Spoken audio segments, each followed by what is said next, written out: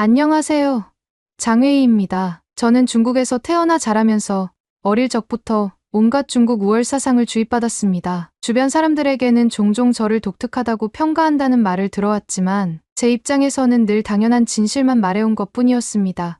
그래서인지 저는 자라면서 한국이라는 나라가 도무지 이해가 되지 않았습니다.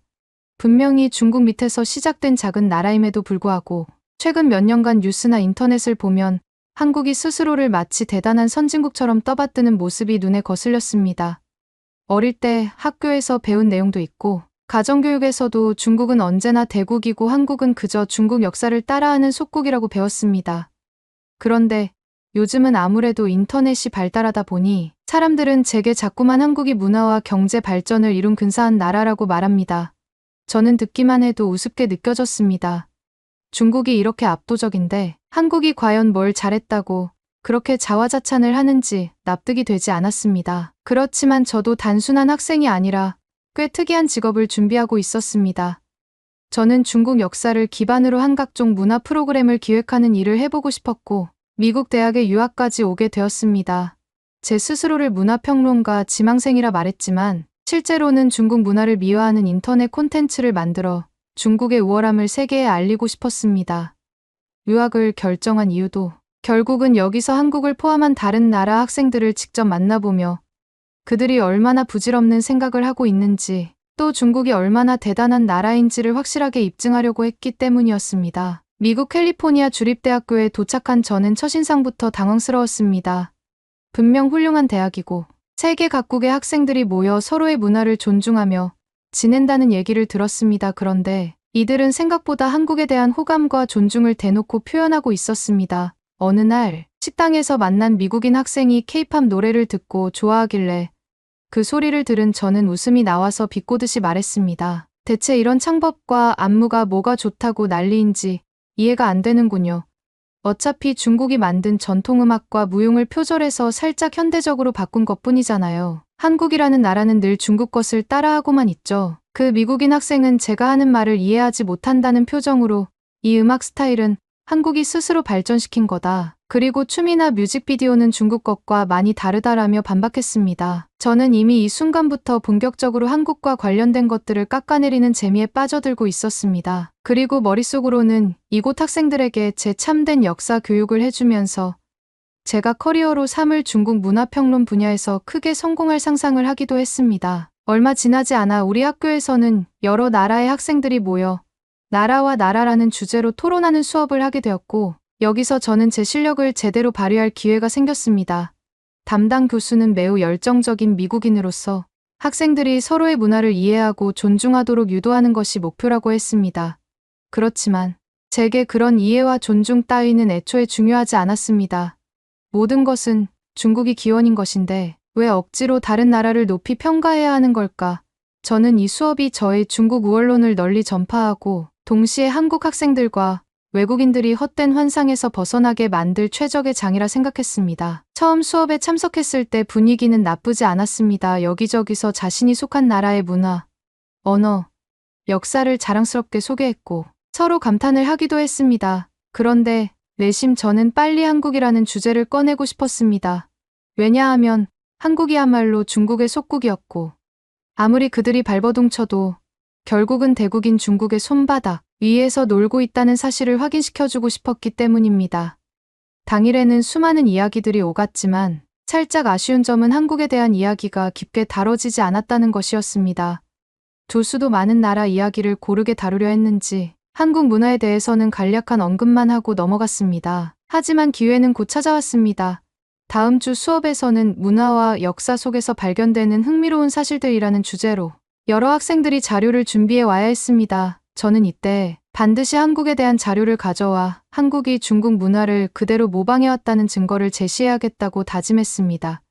그래서 열심히 중국에서 가져온 역사 교재들, 그리고 제가 인터넷에서 찾아본 중국이 한국보다 우위임을 입증하는 글들을 모조리 정리했습니다. 사실 이 자료들 중에는 객관적으로 보면 상당히 왜곡된 내용이 많았습니다. 예를 들어 한복이 한푸의 아류작이라는 주장, 김치가 파오차이에서 기원했다는 억지 등등 중국 내에서조차 모든 사람이 믿는 것은 아닌데 저는 이걸 전혀 의심하지 않았습니다. 어차피 한국인들 스스로가 말하는 한복과 김치니 뭐니 하는 것들. 전부 우리가 먼저 시작한 것 아닌가, 한국이 자기들 것이라고 우기는 게 우스울 뿐이다, 이런 식의 생각이 저의 머릿속에 강하게 자리 잡고 있었습니다. 드디어 토론 당일, 교수는 책상 앞에 서서 밝은 미소로 학생들을 둘러보며 말했습니다. 오늘은 각자 준비한 자료를 발표하고 서로 궁금한 점을 묻고 토론하는 시간을 갖겠습니다. 학생들은 순서대로 발표를 시작했고, 처음에는 독일에서 온 학생이 독일의 중세 건축물과 예술 이야기를 했고, 이어서 인도에서 온 학생은 인도의 다양한 전통춤을 소개했습니다. 모두들 흥미롭게 듣는 모습이었습니다.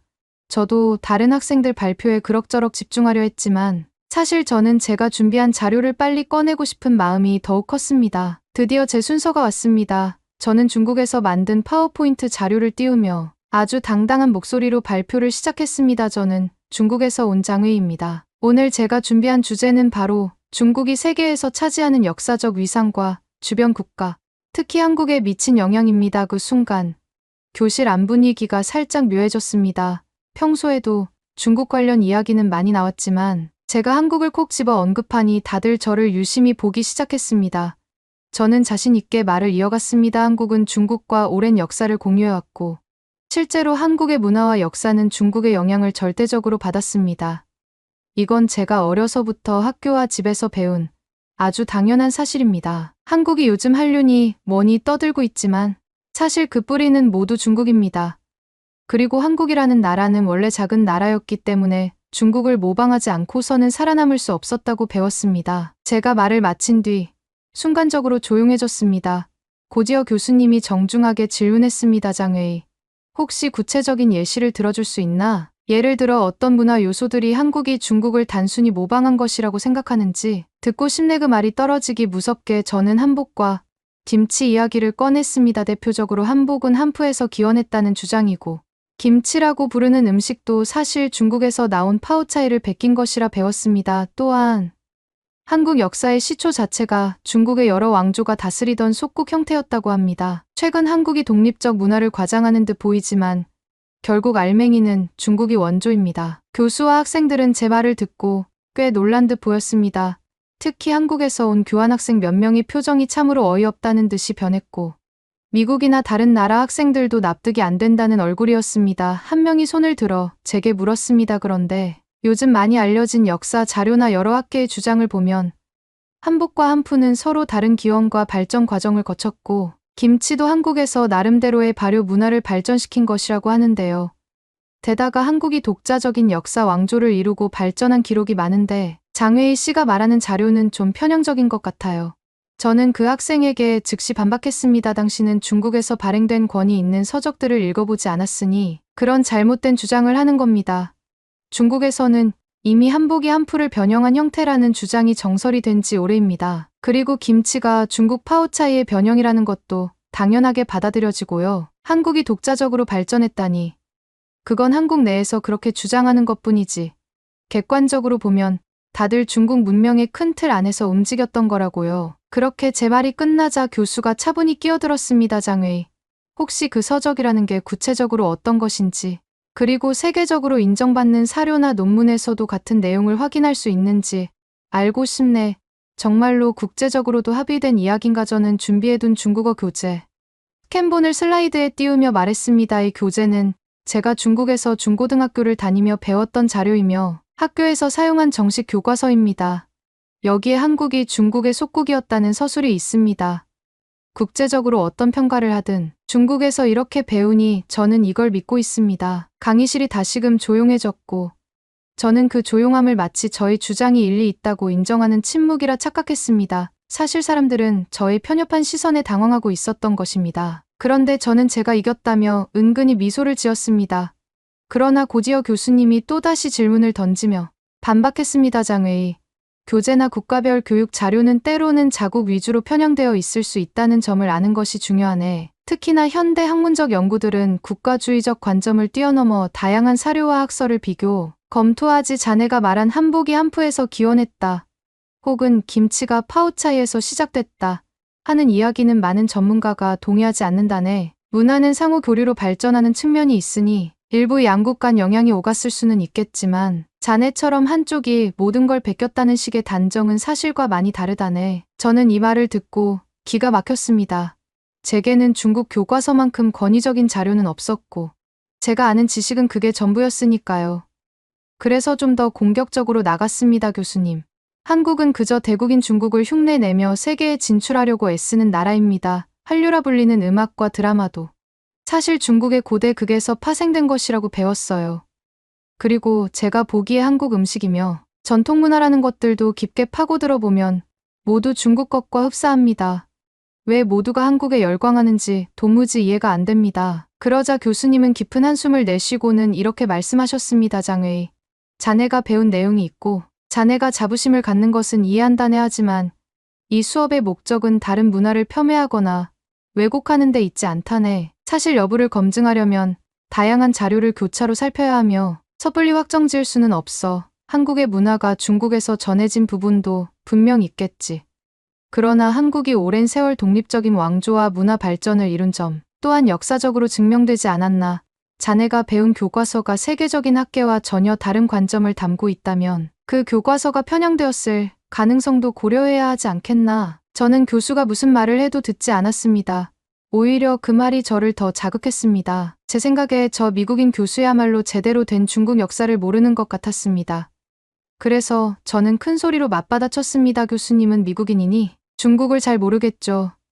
저 또한 한국 사람들이나 외국 사람들이 실제로 뭘 믿든 상관이 없습니다. 어차피 한국이라는 나라는 중국 밑에서나 존재감을 겨우 유지하던 속국이었고 그 근본이 지금도 달라진 건 없어요. 중국이 이미 전 세계에서 인정받는 대국인데 다들 괜히 한국에 현혹되어서 과대평가하는 중이라고요. 그 말에 강의실 곳곳에서 웅성거림이 커졌습니다. 특히 한국인 교환학생으로 보이는 이가 얼굴이 크게 달아올라 당장이라도 반박하고 싶어 하는 듯 보였고 몇몇 다른 나라 학생들도 어이없다는 표정이었습니다. 그런데 교수님은 크게 화내지 않고 담담하게 노트북을 조작해 강의실 스크린에 뉴스를 하나 띄웠습니다. 뉴스에는 최근 중국 내에서 한국 드라마의 의상과 연출 기법을 대놓고 베끼는 사례, K-팝 스타일을 그대로 복사해 만든 중국 아이돌 그룹의 이야기가 소개되어 있었습니다. 또 어떤 프로그램에서는 중국 유명 예능이 한국 프로그램 포맷을 무단으로 가져다 쓰는 내용도 보였습니다. 교수는 이것을 보여주며 차근차근 말했습니다. 장웨이, 자네 말대로 중국이 대국이라면 왜 한국 문화를 모방하는 예가 이렇게까지 많을까?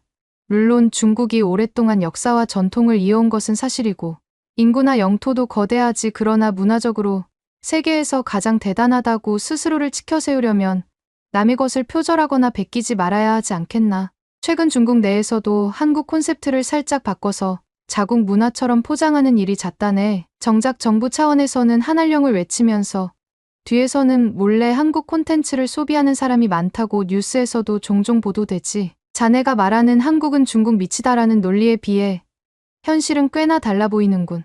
저는 순간 할 말을 잃었습니다. 저 뉴스 화면을 보니 분명 제가 평소에 즐겨 보던 중국 오디션 프로그램이 한국 프로그램 방식과 세트 구성을 너무나 똑같이 베꼈다는 사실이 떠올랐기 때문이었습니다. 그렇지만 제가 물러설 수는 없었습니다.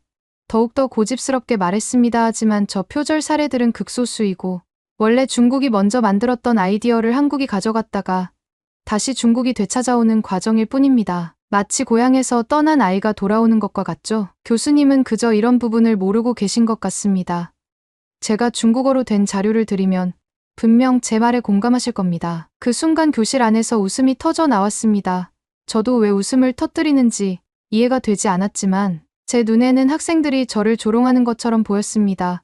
교수는 살짝 아연실색한 표정을 지으면서도 웃음을 참으려 애쓰는 듯 보였습니다. 그리고 마침내 교수는 마지막 일침을 날렸습니다. 장웨이, 자네가 말하는 그 고향이 정말 중국에서 출발한 것인지 아니면 한국에서 독자적으로 발전한 문화인지는 제대로 된 연구가 필요한 부분이라네. 그런데도 자네는 무조건 중국이 원조라는 결론을 내려놓고 모든 반박을 외면하고 있지 않나. 자네가 원하는 건 토론이 아니라 일방적인 선전처럼 보이는데 토론 수업에 맞지 않는 태도라고 생각하지 않나. 그리고 교수는 이어서 더 강한 톤으로 말했습니다. 중국을 대국이라고 말하기엔 아직 세계가 느끼는 면이 많다네. 땅은 넓고 인구는 많을 수 있어 하지만 진정한 대국이라면 다른 나라들에 좋은 영향력을 주고 서로 교류하고 존중하는 모습을 보여야 하지 않겠나.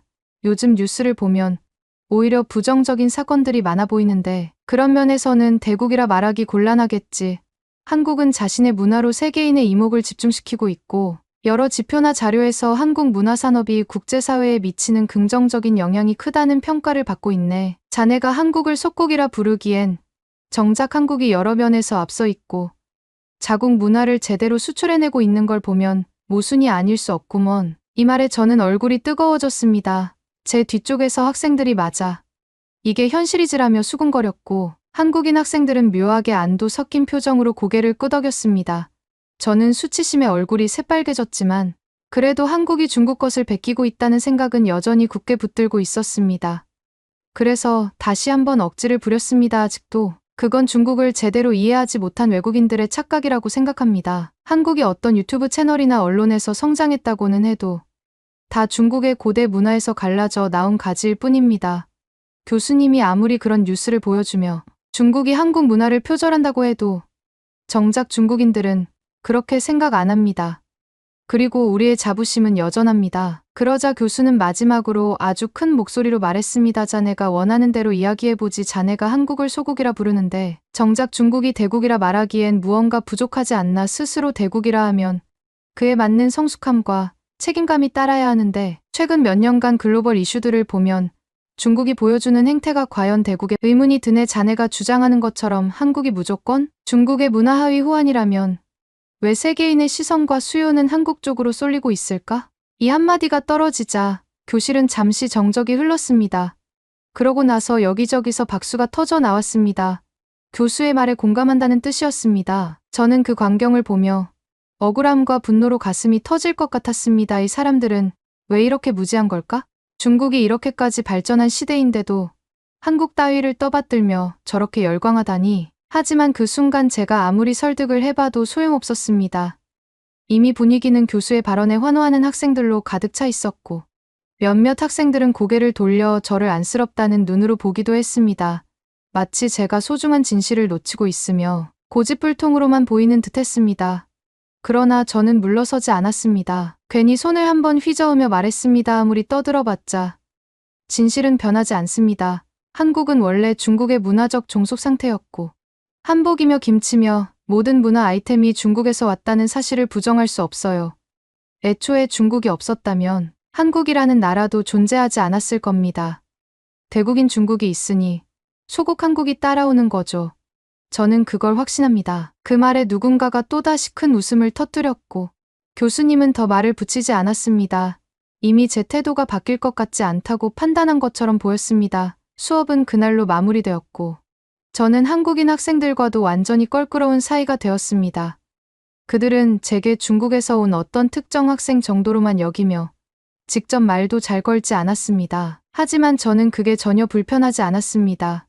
오히려 저들이 중국 대국의 위험을 인정하지 않고 있으니 내가 더욱더 중국의 진실을 알리는 데 힘써야겠다라는 결심이 생겼습니다. 다음번에 무슨 주제가 될지 몰라도 기회가 닿는 대로 한국이 얼마나 중국에 빚지고 있는 나라인지 그리고 중국이 얼마나 훌륭한 대국인지 알리고 싶었습니다. 하지만 그 뒤로 교실 안팎에서 마주치는 외국인 학생들은 저를 볼 때마다 살짝 미간을 찌푸리거나 그냥 피하려고 하는 기색이 뚜렷해졌습니다. 심지어 중국 출신 유학생 중 일부는 제게 은근히 거리를 두었습니다. 그들은 저처럼 극단적인 중국 우월론을 펼치지 않았고 오히려 한국도 훌륭한 문화를 가졌다라며 균형 잡힌 시각을 갖고 있었습니다. 저는 속으로 이들은 중국인답지 않다. 어쩌다 중국인들마저도 한국을 존중하는 말 같은 걸 하는 거지라며 답답해했습니다. 그런 날들이 이어지던 중 학교 행정실에서 여러 나라 학생들이 참여하는 문화축제 이벤트를 열겠다는 공지가 올라왔습니다. 이 행사는 각국 학생들이 자국 문화를 홍보하고 공연을 펼치는 자리였고 한국인 학생들도 K-팝 댄스팀을 꾸려 무대를 준비한다는 이야기가 파다했습니다. 일본 학생들은 전통북 공연이나 사무라이 콘셉트를, 태국이나 베트남 학생들은 전통춤과 요리를 선보인다고 들었습니다. 당연히 중국도 참여 의사를 밝혔고 굉장히 화려한 전통 무대 의상과 춤을 보여줄 예정이었습니다. 저는 이 행사가 또 하나의 기회라고 생각했습니다. 그래, 이번에야말로 한국 무대가 얼마나 중국 문화를 훔쳐 만든 것인지 직접 비교하면 다들 알게 되겠지라는 마음이 들었습니다. 마침 저는 문화평론가 지망생이라는 직업 목표를 내세우며 중국팀 기획에 적극적으로 참여했습니다. 중국 무용 전공자들과 함께 멋진 한풀을 입고 무대를 준비했으며 전통 음악을 현대화한 곡도 섭외했습니다. 드디어 축제 당일 전 세계 학생들이 모인 캠퍼스 마당은 축제 분위기로 가득했습니다. 첫 타자로 태국, 베트남 등이 나와 다채로운 춤과 노래를 펼쳤고 모두가 환호와 박수를 보냈습니다. 일본의 북 공연도 장관이었습니다. 그리고 이어진 중국팀의 무대 역시 뜨거운 관심을 받았습니다. 화려한 의상과 커다란 소품들을 사용해 웅장한 느낌을 주었고 중국 학생들은 전통춤을 잘 소화해냈습니다. 저는 무대 뒤에서 그 광경을 지켜보며 제 생각을 더욱 확신했습니다. 봐라. 이 정도로 화려하고 규모가 크니 당연히 대국의 기상이 느껴질 수밖에 없지. 그리고 이 중 누군가는 우리는 한프 의상을 봐도 알 수 있듯이 다른 나라 전통 의상보다 훨씬 우아하고 역사가 깊다고 라며 해설을 곁들였습니다.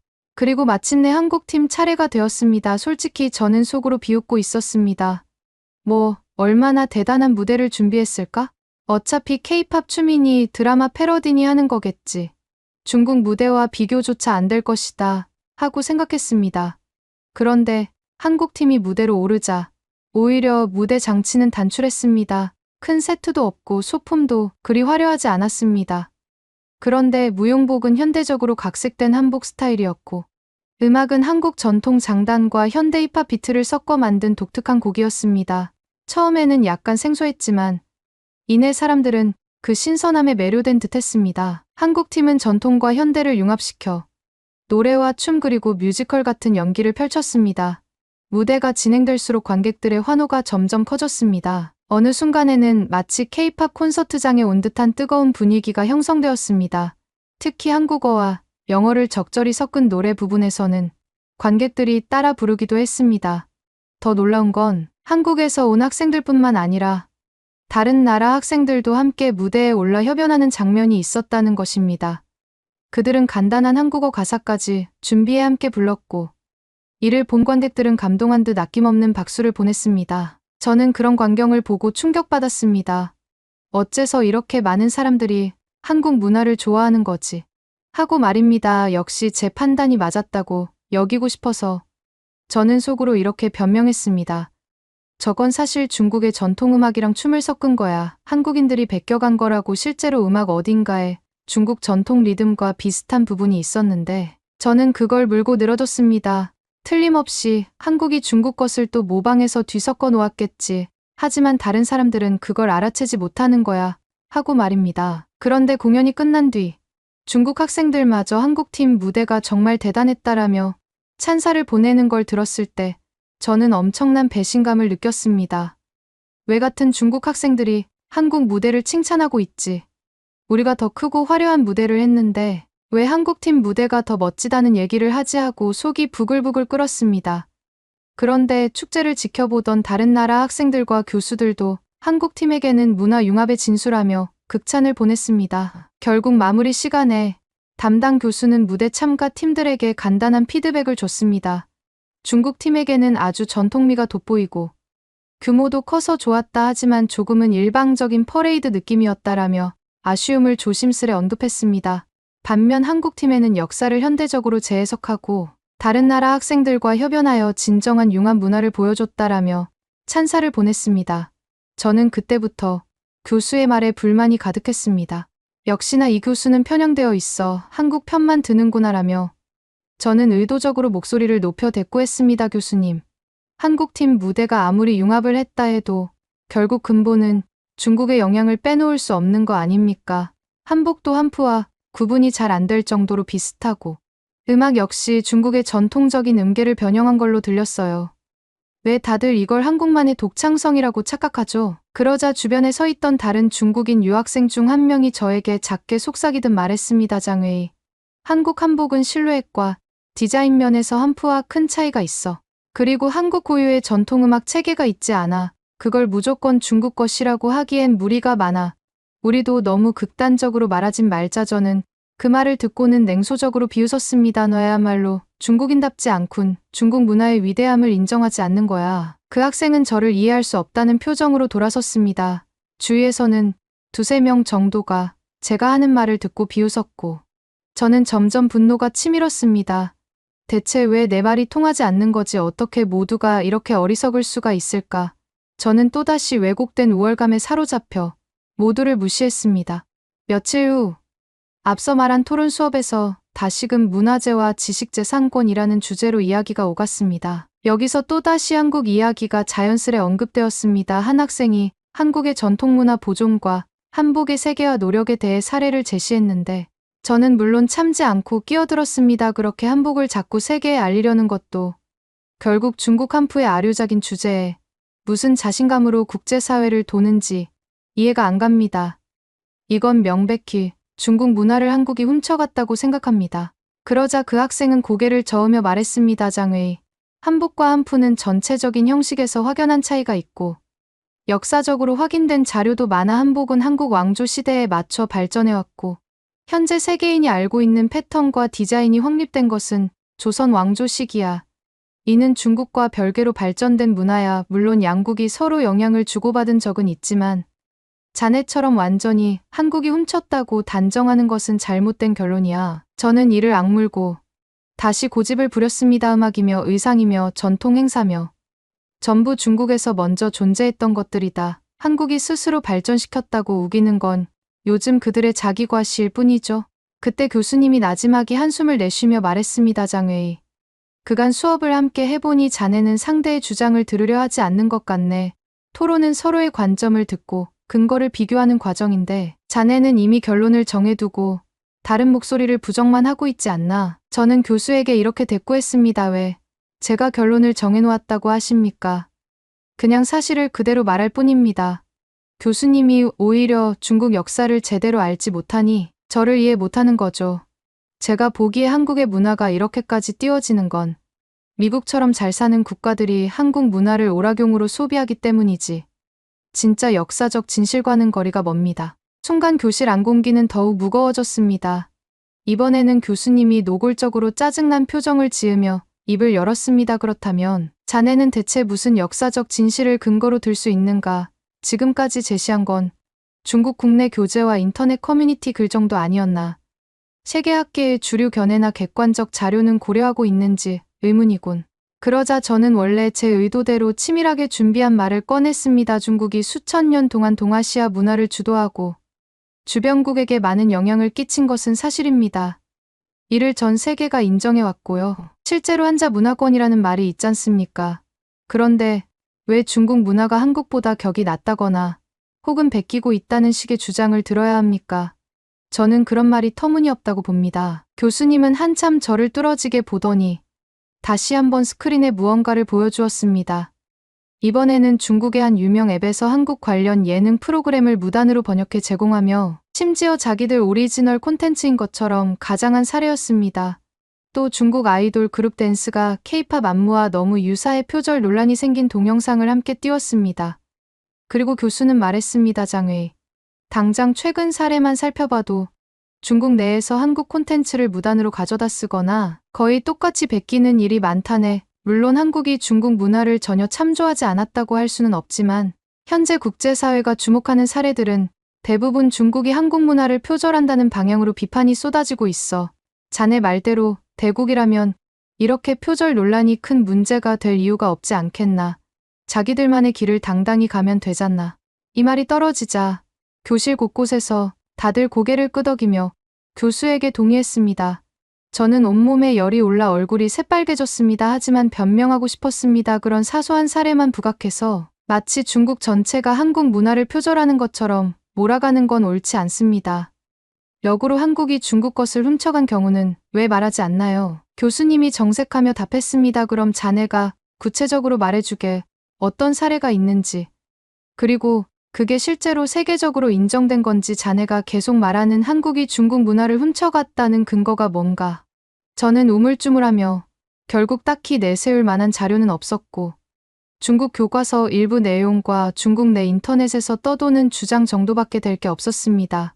근거가 약하다는 사실을 저도 어렴풋이 느꼈지만 자존심 때문에 절대로 물러설 수 없었습니다. 교수님은 중국인이 아니니까 모를 거고 어차피 미국이나 서방 국가들은 한국 편을 들죠. 요즘 문화적 트렌드가 그렇게 흐르고 있으니까요. 하지만 저는 진실을 압니다. 한국의 모든 문화는 중국에서 비롯된 것입니다. 교수님은 헛웃음을 짓듯 고개를 절레절레 흔들었습니다. 그리고 강한 어조로 최종 발언을 하셨습니다. 자네가 그렇게 주장한다면 더 이상 대화가 될 것 같지 않군. 자네가 원하는 대로 중국을 대국이라 칭해줄 수 있네. 다만 그렇게 부르기엔 정작 하는 짓이 소국보다도 못하다는 것은 자네 자신도 느끼고 있지 않나? 요즘 전 세계 뉴스들을 보면 중국 정부의 정책이나 여러 국제 문제에서 보여주는 모습은 무례와 독선으로 비치는 경우가 많네. 진정한 대국이라면 다른 나라를 존중할 줄 알아야 하고 자신만의 오리지널 문화와 가치를 지속적으로 발전시켜야지. 다른 나라는 전부 우리 것을 훔쳐갔다며 억지 부리거나 우리가 무조건 원조다 식으로 떠드는 건 오히려 자기가 가진 가치를 스스로 깎아먹는 결과를 낳는다네. 자네가 한국을 폄하하는 발언을 하고 한복이나 김치를 중국 것이라고 주장해봤자 결국에는 스스로 무지함을 드러내는 꼴밖에 되지 않는 거야. 교수의 이 마지막 말에 한국인 학생들을 비롯해 교실 안 여러 외국 학생들이 우레같은 박수를 쳤습니다. 저는 그 소리를 들으며 숨이 막히는 기분이었습니다. 그들은 제게 시선을 고정한 채 당신이 틀렸다라는 눈빛을 보내고 있었습니다. 저는 억울함과 수치심에 몸이 떨렸지만 끝까지 제 주장을 굽히지 않았습니다. 속으로는 너희들이 다 틀린 거야. 중국이 얼마나 위대한 나라인데 이렇게 무지해서야라고 되뇌었습니다. 결국 저는 더 할 말이 없어 입을 다물었고 수업은 그렇게 마무리되었습니다. 그 일이 있고 난 뒤부터 학교 내 분위기는 제게 더욱 차가워졌습니다. 저를 찾는 이도 없고 그냥 다들 저를 피했습니다. 차라리 한국인 학생들은 저와 대화를 시도라도 하려 했지만 저는 그들 눈빛이 불쾌해서 딱히 반응해주지 않았습니다. 이미 저는 한국은 속국이라는 확고한 관념을 가진 사람이었고 달리 말할 생각이 없었습니다. 제가 굳이 사과하거나 제 의견을 철회할 이유도 느끼지 못했습니다. 하지만 속으로는 살짝 억울했습니다. 왜 미국 교수는 한국 문화를 그렇게 높게 평가하며 내가 말하는 중국 우월론을 대놓고 무시하는 걸까? 대체 뭐가 문제일까? 어째서 이들은 중국이 최고의 문화 국가라는 걸 받아들이지 못할까? 저는 이 의문을 품은 채 여전히 중국의 교과서와 인터넷 자료만 뒤적였습니다. 제가 보고 싶은 내용만 찾아보면서 역시나 내가 옳다며 자기 확신을 이어갔습니다. 그러다 어느 날 그 수업에서 교수님이 저를 불러 세우더니 마지막으로 한마디를 건넸습니다. 장웨이, 자네가 중국에 대한 자부심이 큰 건 존중한다네. 하지만 미래의 문화평론가나 콘텐츠 기획자로 성장하고 싶다면 더 넓은 시야가 필요해. 무조건 본인이 배운 교재만을 절대적 진리로 믿기보다는 실제 해외 학계나 역사 자료를 비교해보게. 그리고 무엇보다 다른 나라를 존중하지 않으면 자네가 원하는 중국 문화의 위대함을 전 세계에 알리기는 어려울 거야. 그 말이 귀에 거슬려서 저는 콧방귀를 뀌며 무시했습니다. 감나라 배나라 하는군요. 무슨 권리로 날 가르치려 드는지 하고 말입니다. 어차피 그 교수도 그리고 이 학교 학생들도 저와 생각이 다를 뿐 언젠가 세계가 진실을 알게 될 거라고 저는 믿습니다. 한국이 자꾸 한복이며 김치며 케이팝이며 영화, 드라마까지 전 세계를 휩쓸고 있어도 결국 그 뿌리는 중국이라는 것을 언젠가는 사람들이 깨닫겠지요. 아직 세계가 충분히 개발되지 않았을 뿐이라는 게 제 생각입니다. 제가 중국에 돌아가 제대로 된 콘텐츠를 만들면 모든 게 달라질 거라 확신합니다. 교수의 말이 인터넷에 퍼지면서 외국인들이 참교육이라며 호응했다는 소문을 들었지만 저는 개의치 않았습니다. 오히려 그들이 무지한 데서 비롯된 환호라고 여겼습니다. 대국인 중국의 가치를 아직 알지 못하는 어린아이와 같은 상태일 뿐이야 라고 스스로 합리화했습니다. 저는 오늘도 제 확고한 신념을 지키고 있습니다. 언젠가 중국이 한국을 비롯한 다른 모든 나라 위에 군림하게 될 순간이 올 거라고 믿습니다.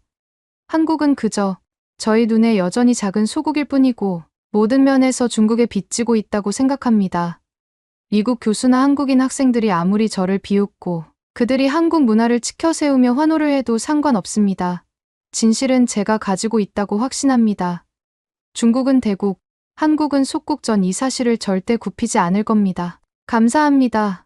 두 번째 사연 바로 시작하겠습니다. 안녕하세요. 제 이름은 천유엔이라고 합니다. 저는 지금으로부터 4년 전 프랑스 파리에 있는 대학교에 유학을 떠났습니다. 오늘 이 글을 쓰는 이유는 제가 그곳에서 겪었던 모든 일들이 너무나도 파란만장했고 지금 돌아보면 부끄러움과 분노 그리고 씁쓸함이 뒤섞여 있기 때문입니다. 처음부터 말씀드리자면 사실 저는 프랑스에 가고 싶지 않았습니다. 적어도 처음에는 그랬습니다. 왜냐하면 저희 집안이 중국 베이징에서도 손꼽히는 엘리트 가문이고 어릴 때부터 할아버지는 세계 최고는 중국이며 굳이 외국에 나갈 필요가 없다고 늘 강조하셨기 때문이죠. 저희 할아버지는 80대이십니다만 수십 년 전부터 정부 기관에서 일하시면서 중국의 부흥과 발전을 직접 목격하신 분입니다. 그래서 누구보다도 중국의 위대함을 굳게 믿고 계시고 그 신념을 늘 가족에게 주입하셨습니다. 그런데 고등학교 3학년 무렵 중국 외교부에서 근무 중이신 아버지께서 프랑스 파리로 발령을 받으셨습니다. 그때 할아버지의 반대가 정말 거셌습니다. 굳이 왜 프랑스까지 가서 일하느냐?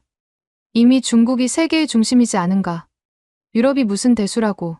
저 미개하고 뒤처진 문명과 엮일 필요가 있나? 하지만 아버지는 외교 업무상 불가피하다. 게다가 중국이 세계의 위상을 알리려면 유럽과도 교류가 필요하다. 라고 설득하셨지요. 그걸로도 모자라.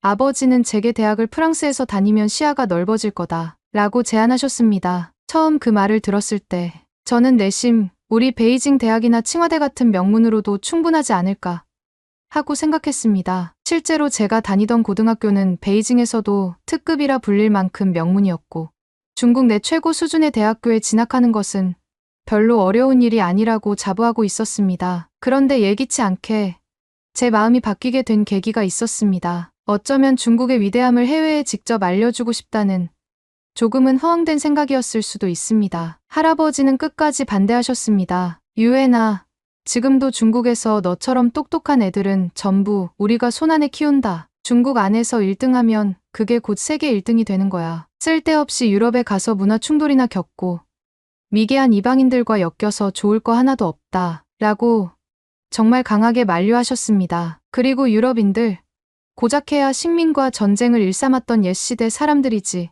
문화적으로 깊이가 없다. 라는 말도 빼놓지 않으셨죠. 하지만 저는 그때까지만 해도 어리석게도 아니, 유럽인들은 아직 우리 중국의 진정한 큰 물을 겪어보지 못했을 거야. 내가 가서 직접 중국의 위대함과 중화 사상을 알려주면 유럽에서 중국에 대한 인식이 완전히 달라질 거야.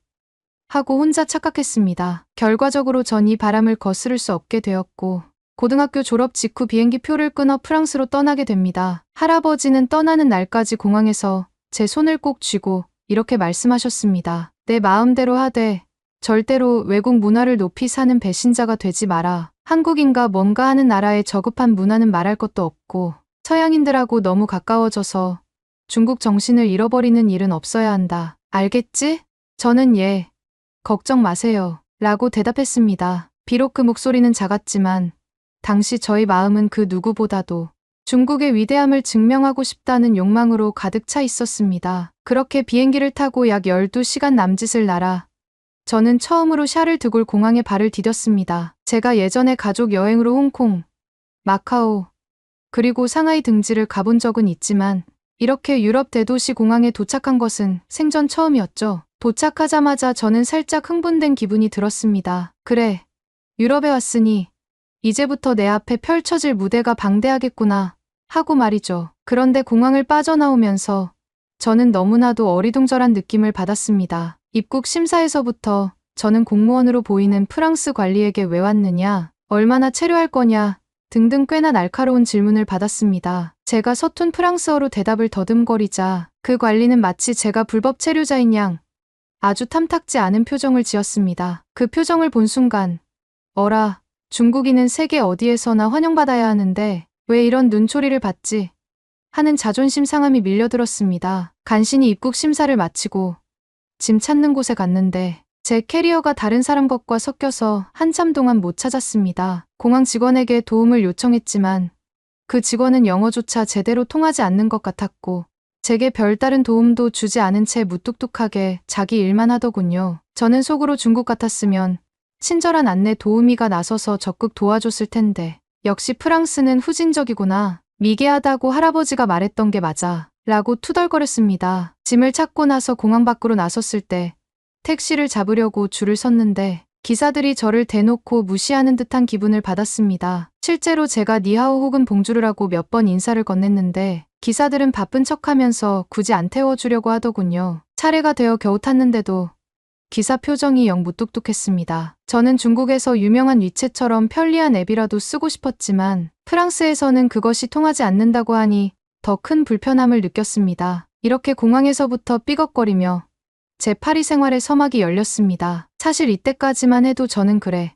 첫날이니까 아직 다 적응을 못해서 그렇겠지 하고 가볍게 넘기려 했습니다. 그런데 그 다음에 일어난 일들은 제 마음을 더욱더 울적하게 만들었습니다. 택시에 올라탄 뒤 파리 시내로 이동하는 동안 창밖을 보니 아름다운 건물들과 오래된 유적들이 줄지어 있었습니다. 사진으로만 보던 에펠탑도 곧 보이겠지 하며 설레기도 했죠. 그런데 택시 기사와의 대화는 매우 단절적이었고 그는 기껏해야 아시아에서 왔느냐?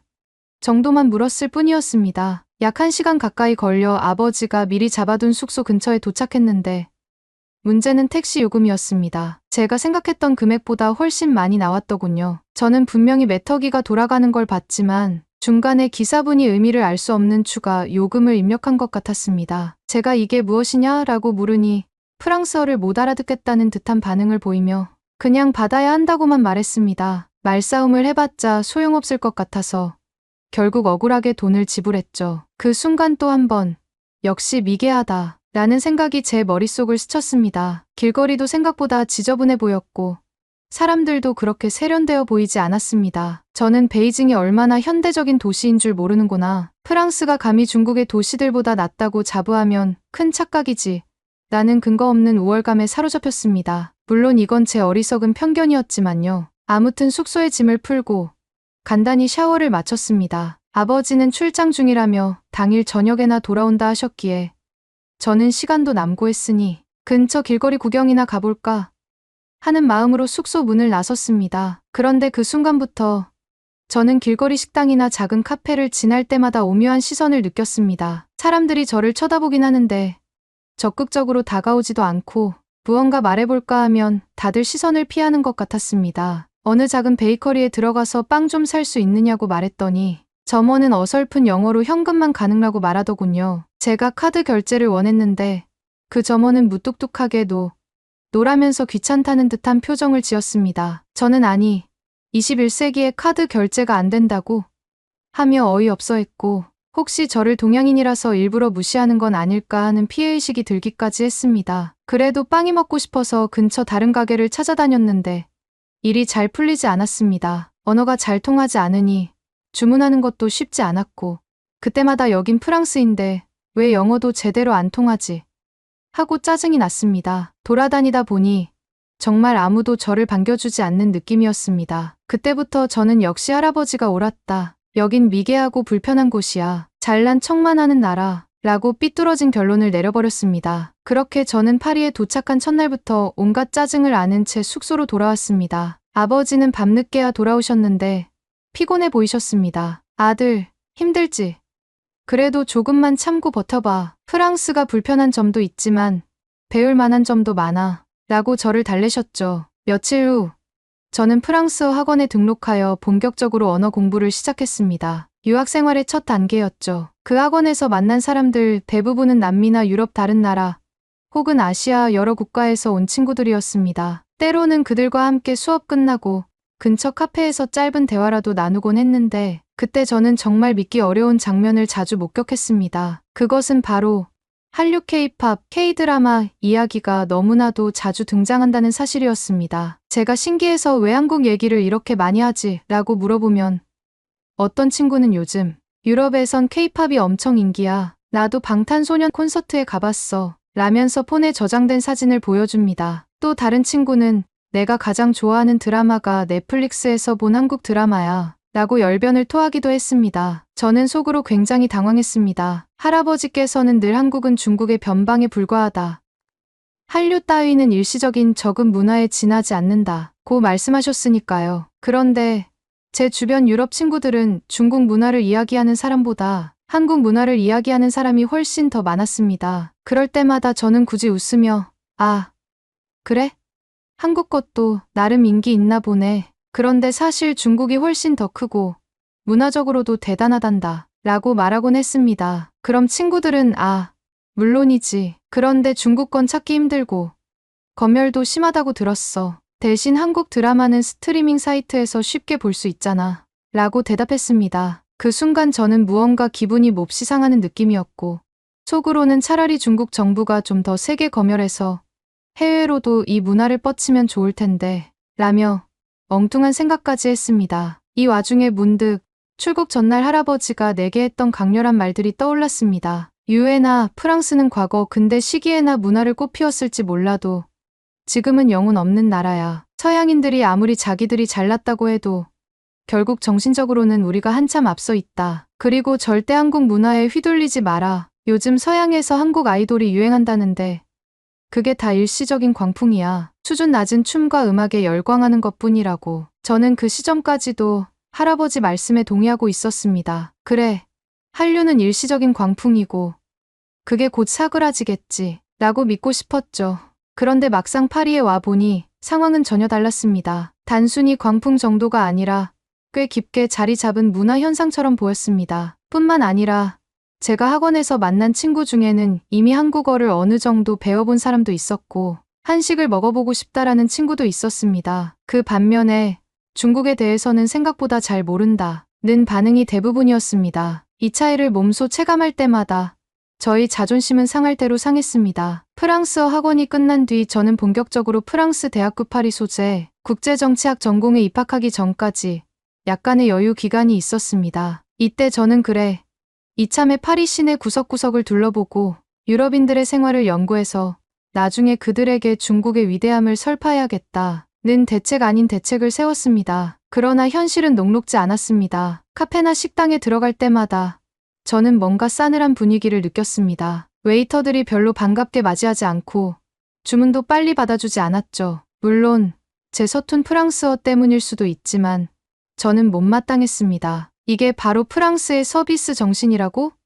중국이 훨씬 수준 높다 라고 마음속으로 씩씩대곤 했습니다. 예를 들어 어느 날은 파리의 유명 관광지 근처에 있는 식당에 들어갔는데 중국인 관광객이 많아서인지 중국어 메뉴판이 따로 있더군요. 그래서 기쁜 마음에 중국어 메뉴를 보며 음식을 시켰는데 직원이 주문을 제대로 전달하지 않은 건지 한참 기다려도 음식이 안 나왔습니다. 제가 항의하자 직원은 곧 나온다라는 말만 반복했고 저는 결국 40분이 지나서야 겨우 밥을 먹었습니다. 기분이 몹시 상해서 중국이라면 이런 일이 없었을 텐데 라고 중얼거렸습니다. 또 다른 날엔 파리 길가를 구경하다가 지름길인 줄 알고 들어간 골목에서 이방인 차별하는 듯한 시선을 느꼈습니다. 몇몇 젊은이들이 담배를 피우며 히히덕거리다 저를 보고 칭총차이나 같은 비하 단어를 내뱉은 것 같았습니다. 정확히 들은 건 아니지만 뭔가 조롱하는 분위기였죠. 저는 화가 치밀었지만 당시 프랑스어로 맞대응할 자신이 없어서 그냥 고개 숙이고 지나쳤습니다. 정말 망신이 아닐 수 없었습니다. 이러한 사소한 사건들이 반복되며 저는 역시 이 나라는 미개해. 할아버지 말씀이 맞다. 라는 편견을 더욱더 굳게 가지게 되었습니다. 동시에 내가 이들에게 중국의 위험을 보여주는 날이 올 거야. 후회하게 만들어주겠어. 라는 잘못된 근자감까지 생겼습니다. 마침내 저는 프랑스 파리 소재 대학교의 국제정치학 전공으로 입학하게 되었습니다. 유럽식 대학교라 첫 주에는 오리엔테이션이 있었고 여러 가지 각종 모임이나 동아리 소개를 받았습니다. 이 과정에서 저는 전 세계에서 온 학생들이 모여 있는 것을 보고 엄청난 충격을 받았습니다. 독일, 이탈리아, 스페인 등 유럽 각국 출신들, 미주 지역, 아프리카 각지, 심지어 중동에서 온 친구들까지, 그리고 아시아에서도 한국, 일본, 베트남, 태국 등 정말 다양한 국적의 학생들이 모여 있었습니다. 처음엔 그 광경이 흥미롭기도 하고 드디어 내가 글로벌 무대에서 중국을 빛낼 기회를 얻었구나 하는 희열도 있었습니다. 그러나 몇 번의 동아리 박람회와 오리엔테이션 모임을 경험하면서 저는 잇따라 당혹스러운 사건을 겪게 됩니다. 또 프랑스 대학 동아리 음악 댄스 관련 부스에 들렀는데 그곳에서 흘러나오는 음악은 온통 케이팝이었습니다. 프랑스인 학생조차 케이팝 댄스팀에 지원하고 싶다고 말하더군요. 저는 왜 하필 한국 음악에 이리 열광하지? 라고 의아했습니다. 중국 노래는 왜 이렇게 안 틀어주지? 라는 불만도 생겼죠. 또 영화 드라마 감상 동아리 부스에서는 최근 인기 있는 드라마나 영화로 대부분 한국 콘텐츠를 추천해주고 있었습니다. 제가 중국 드라마나 무협 영화를 언급하니 중국 것도 재밌을 것 같지만 접근하기가 어렵고 검열 때문에 자막이 잘 안 붙는다고 들었어. 라며 대수롭지 않게 넘겼습니다. 저는 완전히 무시당하는 기분이었습니다. 이처럼 대학 생활 첫 주부터 저는 한류의 강세를 온몸으로 체감해야 했습니다. 제가 한국을 아예 적처럼 생각하고 있었던 건 아니지만 적어도 중국이 최강이라고 배워온 저로서는 이 광경이 이해가 되지 않았습니다. 사람들이 왜 이렇게 한국에 열광할까? 저급한 문화 아닌가? 하고 속으로 투덜거렸고 한알령생 한링이 유럽에는 적용되지 않으니까 이런 사단이 나는 것인가 라는 황당한 상상도 했습니다. 대학교에서는 국제정치학과 학생들이 모여 각국의 외교문화 정책을 다루는 세미나가 종종 열렸습니다. 1학기 어느 세미나 때 주제가 중국의 한알령, 사드 배치 그리고 한중 갈등으로 잡힌 적이 있었는데 저는 그 토론에 가장 먼저 손을 들고 발언했습니다. 저는 중국인의 입장에서 말씀드리겠습니다. 한알령은 사드로 인한 갈등의 직접적인 결과이며 한국이 중국 안보를 위협한 이상 중국이 문화적으로 대응 제재를 하는 것은 당연합니다. 게다가 한국 문화는 저급한 상업 문화에 불과하므로 한알령이 오히려 중국 청소년들을 보호하는 역할을 합니다. 이렇게 주장한 뒤 저는 상당히 뿌듯해했습니다. 할아버지가 늘 강조하셨던 내용을 그럴싸하게 재포장했다고 생각했거든요. 그런데 제 말이 끝나자마자 프랑스인 학생을 비롯해 유럽 한국인 유학생 등이 잇따라 손을 들고 반론했습니다. 중국이 정말로 사드 문제만을 이유로 한류를 금지한 건가? 일부 언론에 따르면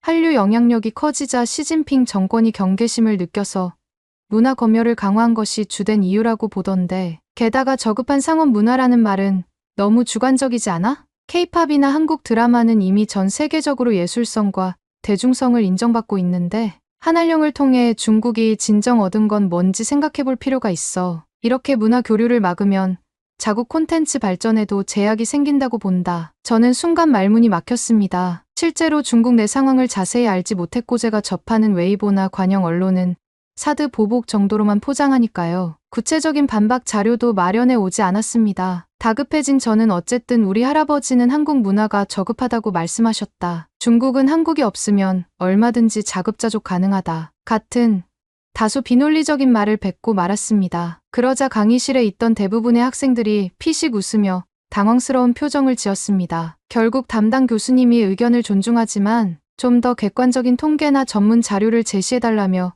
부드럽게 마무리하셨습니다. 저는 그날 세미나가 끝나고 교수님과 동기들에게 편협한 꼰대 같은 인상을 강하게 남기게 되었고 마음속으로 상당한 분노와 자괴감을 동시에 느꼈습니다. 이후로도 저는 여러 차례 망신을 당합니다. 그중 기억이 선명한 사건이 있습니다. 어느 주말 기숙사 친구들 프랑스, 독일, 스페인 혼성 멤버와 함께 파리 시내를 돌아다녔는데 그들이 오늘은 파리 13구 쪽에 있는 아시아 음식 거리에 가보자고 제안했습니다. 저는 당연히 좋아.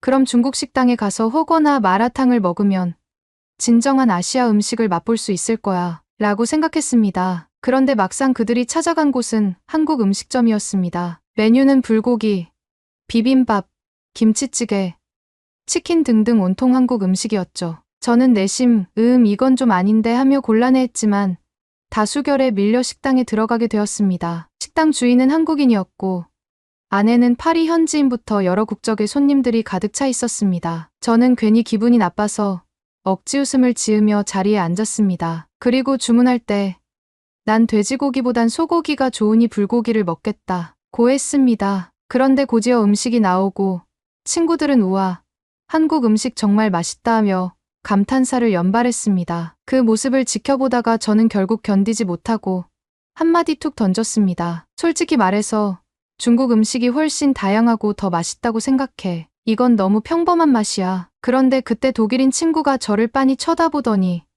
웃으면서 이렇게 대답하더군요. 나도 중국 음식을 좋아해. 그런데 한국 음식은 또 다른 매력이 있어. 특히 매운 양념과 반찬 문화가 재미있고 건강해 보이기도 해. 내가 말한 것처럼 평범하다고 느낄 수 있지만 이 단순함과 조화가 좋은 거야. 저는 순간 무슨 말로 반박해야 할지 몰랐습니다. 단순함이 뭐가 좋지? 라는 생각이 스쳤지만 그걸 말하자니 제가 더 비상식적으로 보일 것 같았고 이미 주인은 한국 음식을 즐기는 파티 분위기였죠. 결국 저는 그래.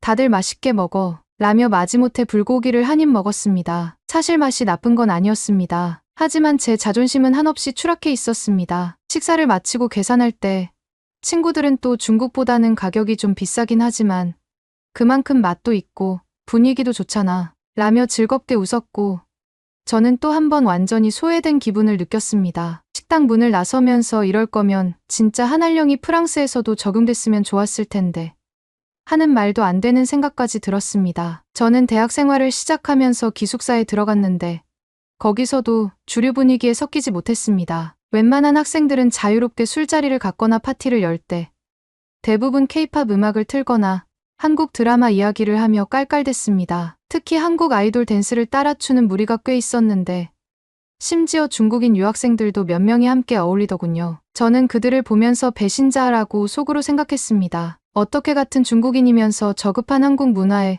그렇게 쉽게 물들 수 있지? 라는 분노가 치밀었습니다. 그런데 그 중국인 유학생들이야말로 저를 이해하지 못했습니다. 왜냐하면 그들은 이미 VPN 등을 통해 한국 드라마를 즐기고 있었고 사드 문제는 정부와 정부 간 문제일 뿐 대중문화는 대중문화대로 소비할 수 있지 않느냐는 입장이었기 때문입니다. 저는 그들을 향해 너희가 할아버지한테 배웠다면 절대 이런 말을 못할 거다라고 막말을 하고 싶었지만 현실은 제가 오히려 이상한 사람으로 취급받았습니다. 함께 파티하자고 초대받은 적도 몇 번 있었지만 갔다가 제가 한알령이나 한국 문화 비판 발언을 조금이라도 하면 분위기가 금세 가라앉았습니다. 결국 몇 주가 지나니 저를 파티에 부르는 사람도 거의 사라졌습니다. 온종일 기숙사 방에 틀어박혀 웨이보를 뒤적이는 시간이 늘었고 거기서 찾은 정보로 한류가 결국 망할 거라는 증거 같은 걸 수집해두며 스스로 위안을 삼았습니다. 학기가 중반으로 접어들고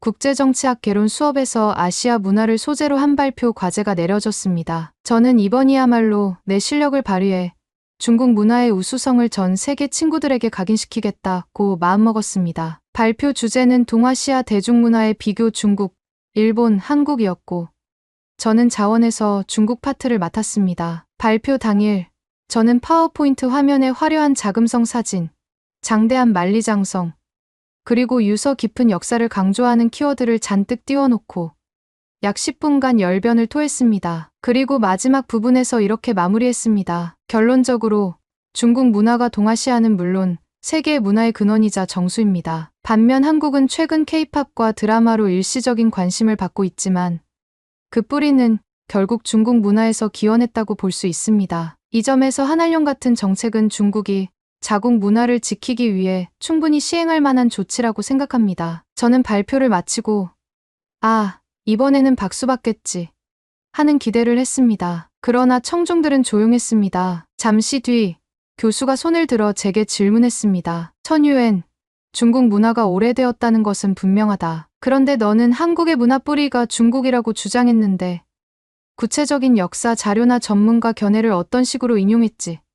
또한 한알령이 자국 문화를 지키는 데 도움이 된다는 건 어떤 통계나 사례가 있나? 저는 당황했습니다. 사실 제대로 된 레퍼런스를 구비해온 게 아니었거든요. 그냥 막연히 할아버지가 그렇게 말씀하셨으니 사실이다라는 심정이었죠. 교수의 질문에 말문이 막혀 여러 역사서나 문헌에서 한국이 중국에 조공을 바쳤다는 내용이 있고 같은 소리만 더듬거리다가 결국 어이없는 침묵이 이어졌습니다. 이때 함께 수업 듣던 한 한국인 유학생이 손을 들고 반론했습니다. 물론 한국이 오랜 기간 중국 문화로부터 영향을 받았지만 그것이 뿌리가 전부 중국이라는 뜻은 아닙니다. 또 한국의 대중문화는 현대에 들어와 일본, 미국 등 다양한 나라의 문화를 흡수해 새로운 색깔을 만든 것이에요. 한알령이 정말 중국 문화 보호를 위한 것인지 아니면 정치적인 이유가 큰 건지에 대해서도 지금 중국 내에서 논쟁이 많다고 들었습니다. 저는 더 이상 뭐라 변명하기 어려웠고 고작 중국은 분명 세계를 주도할 거다라는 말을 남긴 채 발표를 마쳐야 했습니다. 발표 종료 후 교수는 조금 더 다양한 자료와 객관적 근거를 공부하길 바란다 라고 조언하셨고 클래스메이트들은 당혹스러워하는 눈빛을 보였습니다. 그날 이후 저는 또다시 망신당했다는 사실을 뼈저리게 실감했습니다. 이쯤 되자 저는 학교나 기숙사에서의 대인관계를 거의 포기한 상태가 되었습니다. 파티나 모임에도 잘 가지 않고 동아리 활동도 참여를 줄이고 방 안에서 주로 웨이보나 중국 포털 사이트를 뒤적이며 시간을 보냈습니다. 거기에는 한류는 얼마 못 갈 거다. 중국이 사드 문제로 한국을 응징 중 같은 자극적인 글들이 자주 보였습니다. 저는 그것들을 보며 속으로 역시 맞아. 중국이 답이야. 하고 스스로를 다독였죠. 하지만 현실 생활에서 만나는 유럽 친구들은 전혀 다른 세상에 있었습니다. 그들은 K-드라마, K-팝, K-뷰티 얘기를 하며 즐거워했고 중국 문화나 드라마에 대해선 언젠가 공부해보고 싶다는 신용만 할 뿐 실제로는 별 관심이 없어 보였습니다. 이를 볼 때마다 제 자존감은 바닥으로 떨어졌고 이들은 아직 중국의 진짜 모습을 모르기 때문에 이런 현상이 벌어지는 거야 라는 자기합리화로 버텼습니다. 유학생활 도중 아버지가 근무하는 프랑스 대사관의 어떤 행사에 초대받아 간 적이 있습니다. 그곳에서 마주친 외교관들이나 스태프들은 한국에 대해 꽤 우호적인 태도를 보이기도 했고 실제로 어떤 분은 한국과 중국이 함께 비즈니스를 하면 시너지가 좋다라는 말까지 하시더군요. 저는 그 얘기를 듣고 민망했습니다. 왜냐하면 제가 학교에서 늘 한국은 저급하다고 떠벌리고 다녔기 때문이지요. 행사가 끝난 뒤 혼자 다시 숙소로 돌아가는 길에 파리 시내의 작은 카페에 들러 커피를 마셨습니다. 그런데 바로 옆 테이블에 앉은 프랑스인 2명이 한국 드라마 얘기를 하고 있더군요. 저는 들으면서 속이 부글부글 끓었습니다. 어제 넷플릭스에서 본 한국 드라마가 진짜 최고였어. 배우들 연기부터 스토리 구성까지 헐리우드랑은 또 다른 매력이 있더라고. 몰입감이 장난 아니었어. 그들은 웃으며 대화를 나누었고 저는 정말 미쳐버리겠군 하고 울컥했습니다. 순간 참지 못해 약간 큰 소리로 영어로 말을 걸었습니다. 실례지만 왜 그렇게 한국 드라마가 좋죠? 사실 중국 드라마가 훨씬 더 스케일도 크고 역사도 깊고 자본력도 넘치는데요. 그들은 잠시 제게 당황한 눈빛을 보이더니 중국 드라마도 재미있을 것 같아요. 그런데 넷플릭스에서 쉽게 못 봐서 그리고 한국 드라마는 이미 완성도가 입증됐잖아요. 라고 답했습니다. 그러고는 예의상 혹시 중국 드라마 추천해줄 만한 게 있나요? 라고 묻더군요. 제가 갑자기 기분이 상해. 아니요. 보실 필요 없을 거예요. 여러분같이 한류만 좋아하는 분들은 중국 드라마 이해 못하실 겁니다. 라고 비아냥대고는 커피값도 급히 계산하고 뛰쳐나왔습니다. 정말 소인배 같은 행동이었다고 지금은 반성하지만 그 순간엔 그저 분노와 좌절이 섞여 아무 말이나 내뱉었습니다. 시간이 흐르고 어느덧 저는 프랑스 대학에서 마지막 학기를 맞이하게 되었습니다. 국제정치학과를 전공했으니 졸업 논문을 써야 했는데 하필이면 제 지도 교수님이 동아시아 문화 갈등과 외교 정책을 주제로 해보는 게 어떻겠느냐고 제안하셨습니다. 저는 고민 끝에 한알령 시행 한링의 정치문화적 의의라는 주제로 논문을 쓰기로 마음먹었습니다. 왜냐하면 그나마 제가 흥미를 가지고 있었고 한알령이 중국인들에게 어떤 자부심을 주는지를 강조할 수 있겠다고 생각했기 때문입니다. 논문의 목차는 대략 이렇습니다. 한알령의 배경 사드 배치와 중국 안보, 문화적 충돌 중국 글스, 한국, 한류의 파급력과 중국 젊은이들의 반응, 한알령의 정당성, 중국 문화 보호의 관점, 결론 중국이 세계를 주도할 미래. 그런데 자료 조사를 하면서 중국 내부에서도 실제로는 사드 문제보다 한류의 폭발적 인기로 인해 정부가 통제에 나선 것이라는 해석이 꽤 많다는 것을 발견하게 되었습니다. 또한 VPN을 통해 여전히 한국 드라마나 음악을 소비하는 중국인들이 적지 않다는 사실도 알게 되었습니다. 이 정보를 접할 때마다 저는 마음이 복잡해졌지만 애써 그래도 한알령이 옳다는 결론으로 논문을 이어갔습니다. 논문 예비 발표 날 교수님과 동기들 앞에서 제가 이런 식으로 주장했죠. 중국은 한알령을 통해 자국 청소년들이 한국의 저급한 대중문화에 물들지 않게 막았습니다. 이는 사드 배치라는 명백한 안보 위협에 대한 합리적 대응이고 동시에 중국 문화적 자존심을 지키는 전략입니다. 한국 문화는 한때 유행일 뿐 오래가지 못할 것입니다. 그런데 이번에도 한국인 유학생뿐 아니라 여러 유럽 학생들의 날선 질문이 쏟아졌습니다. 중국 내부 자료를 보면 사드 문제보다도 한류가 젊은 세대에 큰 영향력을 행사해 중국 정부가 경계했다는 분석이 지배적이던데 왜 그건 언급하지 않나요? 한국 문화가 저급하다고 단정 지으려면 구체적 근거가 필요할 것 같은데요. 예술적 측면, 대중성, 경제 효과 등을 모두 살펴봐야 하지 않을까요? 오히려 이렇게 문화 교류를 막음으로써 중국 내부 문화 산업 발전도 위축되는 건 아닐까요? 전 도무지 어떻게 반박해야 할지 몰랐습니다. 할아버지가 어릴 적부터 강조하신 한국은 변방, 중국이 최고라는 신념만 되풀이하려니 이들은 그것을 비논리적이라고 지적했습니다. 지도 교수님조차 더 깊은 분석이 필요하다고 충고하셨고, 저는 모두가 틀렸고 나는 맞다라는 태도로 일관했습니다. 결국 예비 발표 점수가 참담하게 나왔습니다. 저는 다시 한번 망신을 당했고 주변 동기들의 시선에서 연민마저 느껴졌습니다. 저렇게 우물안개구리 같은 사고방식을 고집해도 되나라는 표정이었죠. 논문 예비 발표를 망치고 기분이 최악이었을 때 저는 할아버지께 영상통화를 걸었습니다. 이미 프랑스에서 3년 넘게 지낸 터라 목소리라도 듣고 싶었던 거죠. 할아버지는 전보다 더 늙으신 모습이었지만 말씀은 여전히 기운차게 이어가셨습니다. 어떻게 지내냐? 여전히 중국의 자부심을 잃지 않고 있겠지.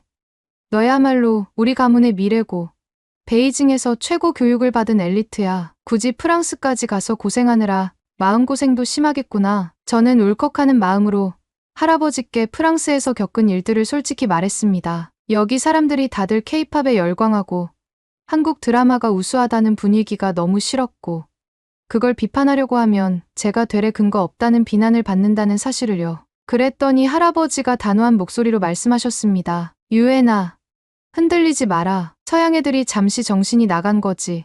결국 중국의 위대함을 깨닫게 되어 있다. 너는 프랑스에서 그 누구에게도 굴복하지 말고 중국이 최고라고 외쳐라. 내가 후겨 외로운 길을 가더라도 언젠가 중국이 세계를 정복한다면 너의 외로움이 영광으로 바뀔 게다. 그 말을 듣는 순간 제 안에서 복잡한 감정이 뒤엉켰습니다. 마음 한편으로는 할아버지가 너무 고집 센 건 아닐까 싶었지만 그래도 할아버지의 가르침을 배신할 순 없다는 느낌이 더 강했죠. 결국 저는 그 통화 후 그래, 끝까지 버티자. 내 졸업 논문도 한알령이 옳다는 방향으로 결론을 낼 거야 라고 마음을 다잡았습니다. 시간은 흘러 졸업 논문 최종 제출을 마치고 졸업식 시즌이 다가왔습니다. 다른 친구들은 이미 멋진 추억을 많이 쌓았더군요. 파티 여행 동아리 활동 인맥 형성 등등.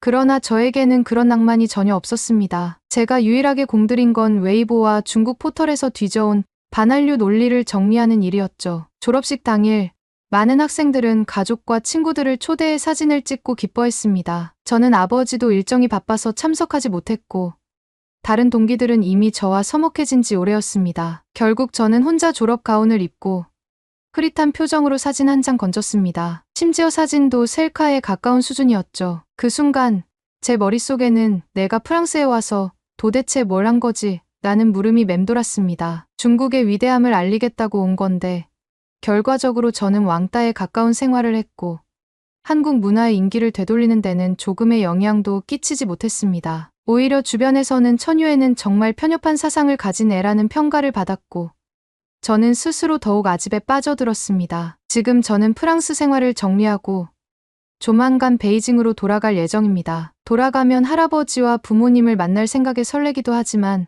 한편으로는 우울한 기분도 듭니다. 왜냐하면 이곳 프랑스에서 느낀 문화 충격과 외로움이 너무 컸기 때문입니다. 그럼에도 저는 한알령이 여전히 옳다고 믿습니다. 한국 문화가 유럽에서 어찌나 인기를 끌든 저에게는 그저 일시적인 유행일 뿐입니다. 주변이 모두 저에게 유엔, 제발 다른 시각도 받아들여라. 세상은 넓다. 라고 조언해도 저는 변하지 않을 겁니다. 할아버지가 제게 심어주신 중화사상은 뿌리가 깊고 제가 이곳에서 겪은 망신과 조롱은 오히려 저를 더 완고하게 만들었습니다. 물론 어떤 사람들은 제 이야기를 듣고 그건 너 스스로가 자초한 고립이야. 조금 더 유연했다면 친구들도 많이 사귀고 한류를 부분적으로라도 이해할 수 있었을 텐데 라고 말하겠지요. 하지만 저는 그럴 마음이 전혀 없습니다. 제가 대학 시절 내내 맛본 굴욕과 망신이 언젠가 중국이 세계 모든 분야에서 1등이 되었을 때 역사의 아이러니로 뒤바뀔 거라 믿습니다.